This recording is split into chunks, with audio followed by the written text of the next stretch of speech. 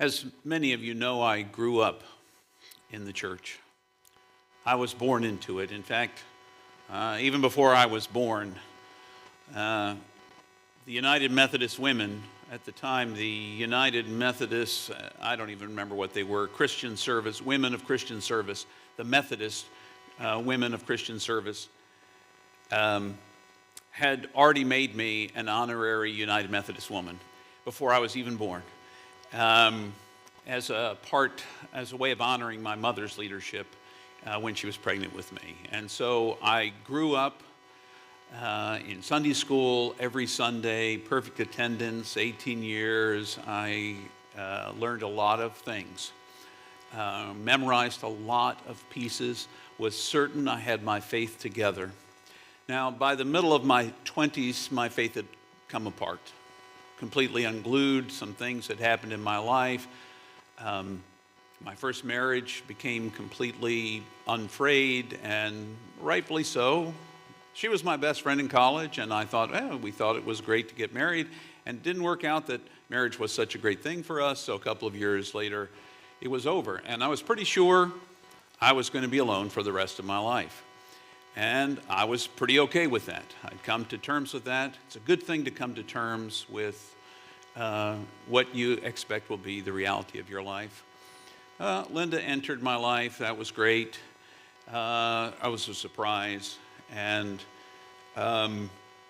about 30 years later, at the tail end of the pandemic in 2021, Linda went in the hospital, and I came to know something that I learned in my 20s, but I came to know it at a deeper level. That is that God protects us from nothing and sustains us in everything. That the only way I made it through that time, if you'd said anything pithy to me during those times, I would have probably bitten your head off. Because there are all these cute, pithy things we tend to say to people when they're in tough situations. You know, this is God's will. No, it's not. No, it's not. And thank goodness, no one was stupid enough to say that to me when Linda was very sick, because they would see the un-Jesus side of me in the most ugly way. No one said that to me, but 34 days later, she came home, and I felt responsible. I'm a first child. We feel responsible for everything. You know, the sun doesn't come up tomorrow. It was my fault. Somehow, it just did not work out. I don't understand. I felt responsible. And out of the blue, and I don't think it was out of the blue, as I was walking with Linda through her recovery, I got a call from a friend, very good friend, Barb. And Barb said, "James, I really need you to come and work for us at Appalachia Service Project and just care for 4 young adults as a chaplain." And I was like, you know, I've got like a full-time gig. And in addition to my full-time gig, I've got this full-time gig of watching my wife, because I'm very concerned that if I don't watch her every moment of every day, something could happen. And so if she got up in the middle of the night, I got up in the middle of the night. If she fell back asleep, I went back to sleep myself. I felt like, and Linda and I talked about it, and she said, "You need to get out of here." You need to get out of here. And so I called Barb back, and I said, "Barb, sure, I'll do this thing." You know, it was a 7-hour drive to McGoffin County in Kentucky, going up and around through West Virginia. But I could do that a couple of times I guess it turned out to be about 3 times that summer, and go and visit Jen and the whole crowd, Lucas. They were all such beautiful young people. And just spend some time with them, loving them. Because if there's anything else God wired me to do, was that. So I did that. And at the end of the summer, you know, it snuck past, it was good. And I got a call from the chief operating officer, and she said, "You know, James, I need some help on something, and it was great to meet you. Could you help us with something? I need to work out a job description for a very, very, very part-time chaplain to work with our fellows, who are 7 young adults who agreed to a gap year, to kind of figure out who they are and to explore their spirituality. So would you do a Zoom meeting with me? Because everything's Zoom meetings in those days then. So I met with her. And after about 2 hours of talking about what I thought was important to work with young adults, she said, all right, well, you're going to take the job? And I was like, this is not what you called about. And she said, yes, it really is. But I thought, I'd see if you could design something that fits you. So with the permission of St. James, I began to be the chaplain for 7 young adults. And during that year, every ounce of the hope that had potentially been drained from me, and trust, perhaps, in a God, because my God was still the God who fixes everything, not the God who sustains me even when things can't be fixed. I got to know that real God better, because that God sustained me. And not only because Linda got better and better, and because she was walking with me, God was walking with me, and then 7 young adults walked with me through what may have been one of the most broken and challenging periods of my life. I was still preaching here on Sunday mornings. I was still following that wonderful adage, fake it till you make it, because I was really struggling. And it was hard. And as I look back now, I know what it was that got me through that, and it was hope. And it was a hope that I didn't even know I had, of a God who walked with me in those times and sustained me. And now I know there'll never be a time in my life when God doesn't sustain me. Now I know that no matter what happens in an election, no matter what happens in the larger world, in my world, God will always be there. I wish I could say I knew this all my whole life, all the time. I was pretty good at seeming like I did. When you're a young adult, you're really good at least faking that you know everything already. And now at 62, I'm pretty sure I don't know much of anything except love and God's presence in my life, that Spirit, and that I'm doing what I'm meant to do. So we look around ourselves in a world that is not the world I kind of came into. Where things seemed pretty straightforward, although they weren't. There were just a lot of things I didn't know in my world. It would be very easy with the prophet Isaiah in chapter 64, beginning with verse 1, to call out to God in this way. Oh, that you would tear the heavens and come down, that the mountains would shake before you. As fire kindles the brushwood and the fire makes water boil, make your name known to your adversaries and let the nations tremble before you. When you did awesome things that we could not have expected, you came down and the mountains quaked in your presence. From ages past, no ear has ever heard, no eye has ever seen any God but you, intervening for those who wait for you. Oh, that you would tear the heavens and come down. Do you ever get that feeling sometimes when you watch the news and you watch the terrible things that happen to your neighbors and that happen in countries that you didn't even pay much attention to before? Places you may have even been that are just coming unglued all over the place. Syria collapsed almost completely collapsed in the last 4 or 5 days. Completely unexpected. They were not expecting it, certainly, but it happened. The war continues in Ukraine. You know, Gaza is a total mess. We do have a ceasefire between Israel and Hezbollah. But we look around in the world, and it's not the world we expect. And we wish the divine fixer would come and just essentially kick butt and take names. And we're pretty sure that the names that will be being taken are not ours. Somebody else's name will be taken because we're on the right side. We're the good guys. We're certain of that. Ask us. We'll tell you. We're the good guys. Everybody else, not so good. Now, in the midst of that, where do we find hope? Where is this hope? And I think it lies in the Scripture, but it lies in our experience of God's presence. Even when God has not fixed our lives the way we want it.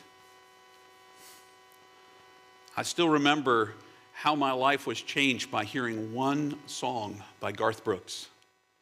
Some of God's greatest gift or unanswered prayer.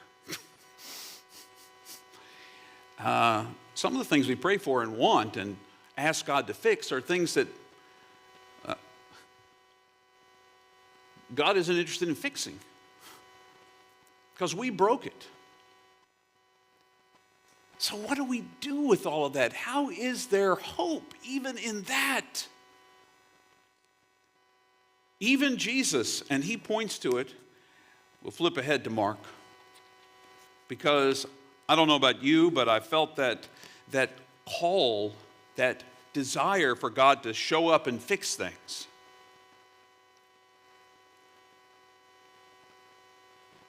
And in Mark chapter 13, Jesus says this about God showing up and fixing things.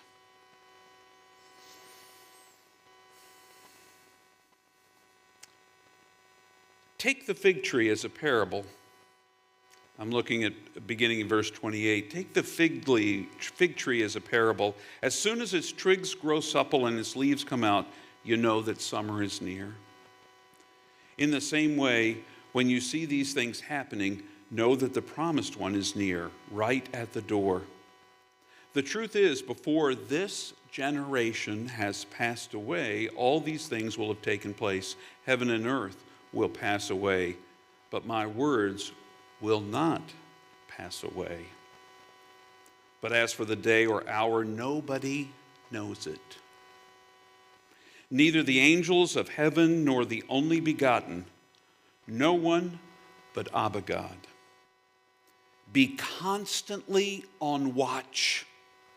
Stay awake. You do not know when the appointed time will come.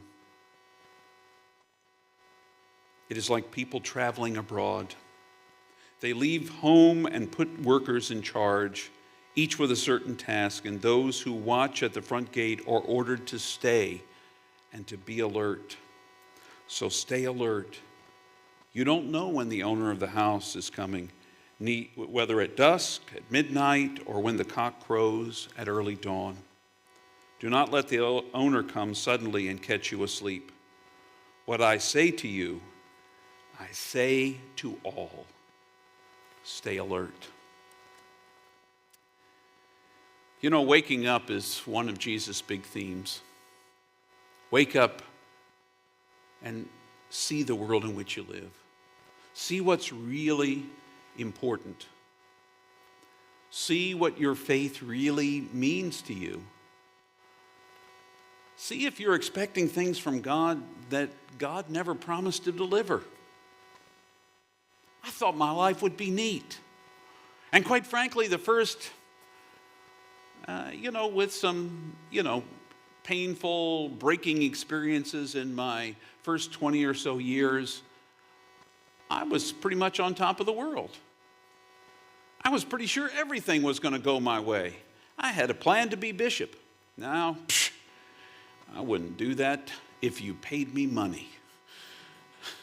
If God called me on the phone tomorrow and said, James, I got a job for you, I would say, no thanks. Call Bob down the street or anybody. No thanks. Don't want that job. It's not my calling. But I was sure I was destined for big things, and that the big things would come to me easily. But the best lessons, the most important lessons of my life have come to me in the midst of struggle,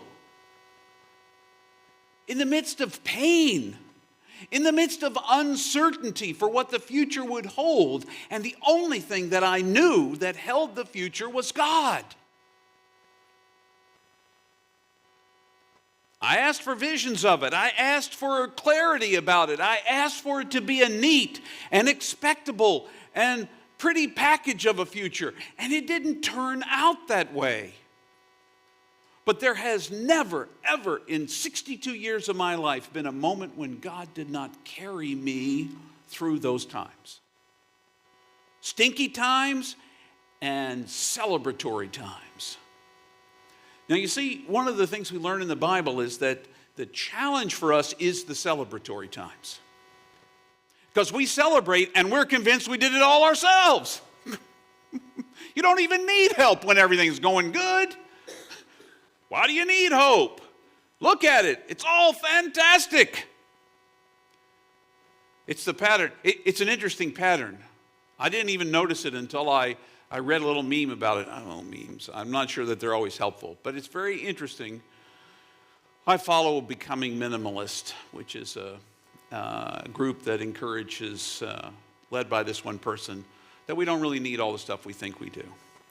And it's very intriguing, the pattern that he noted. We spend all day Thursday, Thanksgiving, giving thanks for all that we have. And then we go out on Friday and accumulate more because apparently we don't have enough to be really thankful about. It's an interesting pattern we have.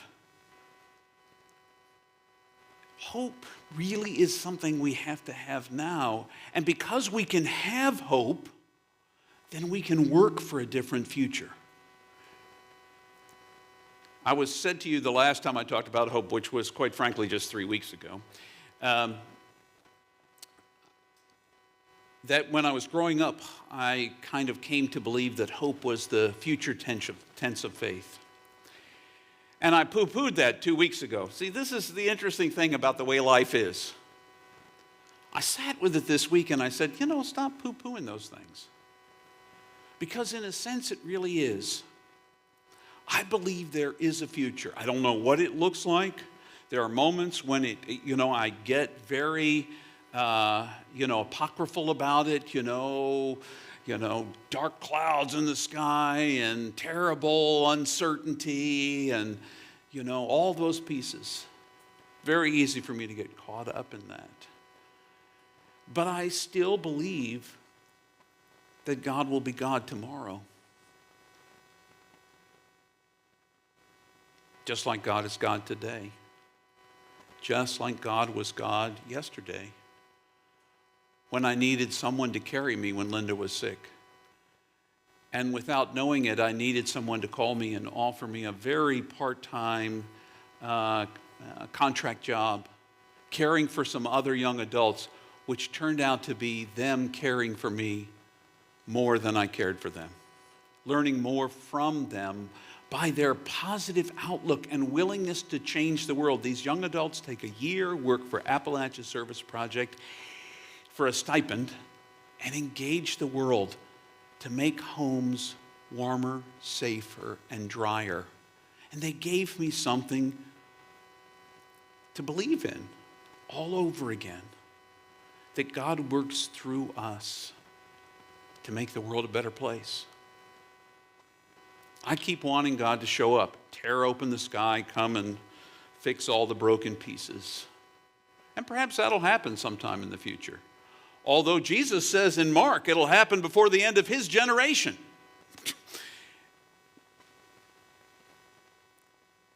Maybe it's already happened and somehow we slept through it. God came in person to show us that in-person people can change the world, and that is part of God's hope for humanity. We don't have to hate each other. We don't have to avoid people that see the world differently than we do, that behave differently than we do. We don't have to, because God's hope in and through us and us in and through God is that there is a future and that we help to shape it by the way we act right now. So what part of hope is that fits into our lives is to begin working right now in positive ways for a future that looks different. It means learning to love people we don't even want to like right now. It means going out of our way to treat every person we encounter with the same respect that we would treat anybody else. That we reach out to one another, that we realize there is at the core of every one of us the image of God. There is no person you meet who is not made in God's image. No person anywhere. And if you can begin to see the image of God in yourself, that may be the hardest thing. Because you know you. You know all the things you think on a given day. You know all the struggles you have. You know the thoughts that you had when you didn't say the ugly thing, but you sure thought it. You know that. And it's really hard to believe the image of God is in there. It's somewhere hidden deep inside. And yet it is. So important, it's like in the first chapter of the Bible. You and I are made in the image of God. We bear that. The image is inside of us. We get to reflect God each in our own unique way. None of us is God, because God is infinite and we're each pretty finite. But the aspect you get to reflect is different than anybody else ever has or ever will ever again. And that's God's hope, is that right now, at this moment in history, in this place, in this time, you will be you. Not the worst you, not the worst thought you've ever had, not even defined by the worst thing you've ever done. And I've done some bad things in my life. But a person who can take right this minute and know that if I do better now, if I trust in a God who's working in and through me, who loves me, sometimes in spite of myself, but who made me in the divine image and made you in the divine image, if I can believe that, and I do, and I can learn to get over all the other messaging I've ever heard in life about what a failure I might be, how mean I might be, all those other kinds of things. And yes, there are people that say those things about me. They do. And I've been that way. If I can get over all of those pieces and start to act with the freedom God has put in me to choose right now to receive grace, to choose right now to live that grace and the image God's made me in, wherever I go, whatever I do. When somebody cuts me off in traffic, that doesn't even bother me anymore. It doesn't. It used to bother me terribly. That was my whole sermon. Every Sunday I would talk about someone who cut me off in traffic. Many of you would tell me, James, maybe you should just go to anger management. Maybe I just needed to learn to accept grace. The same person who cut me off could have been me cutting myself off. And maybe my frustration with them is really my frustration with me, because instead of leaving when I could have left, I wasted 5 minutes. Didn't allow for the time, so now I'm ticked off with the person who's going slow in front of me, not because they're going slow, but because I didn't leave in time. It's about me. So what would it look like if you believed God's grace, God loves you right now, right where you are.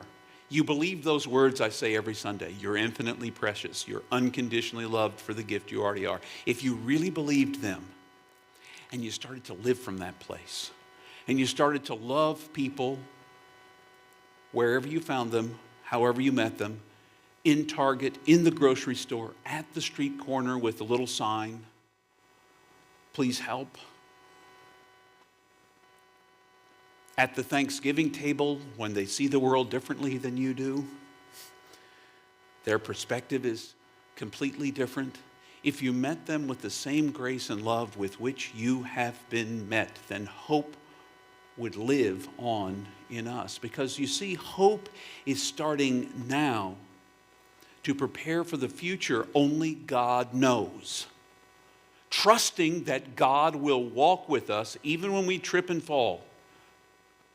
Speaking from personal experience, tripping and falling is a regular part of my life. I'm right at the edge of the stage. I could trip and fall at any moment, and then it would end the sermon. Might be good.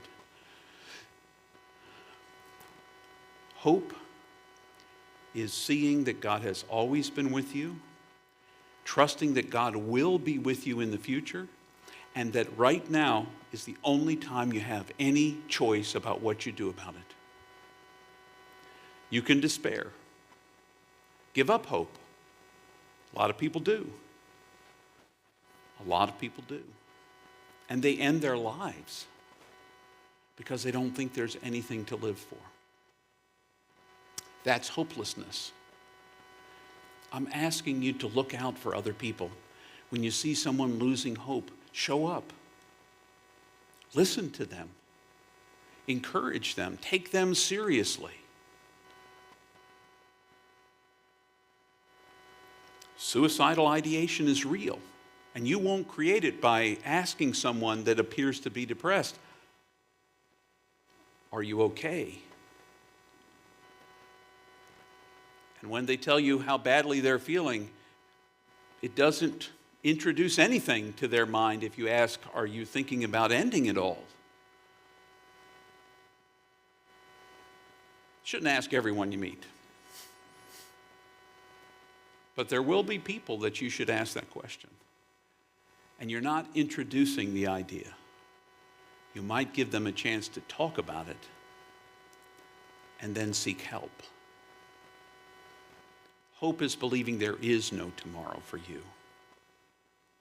Hope is believing there is a tomorrow. Hopelessness is the opposite, not believing there's a tomorrow.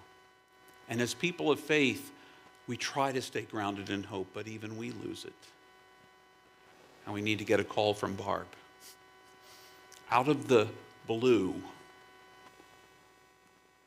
offering you the chance to help somebody else. And in so doing, to change your life.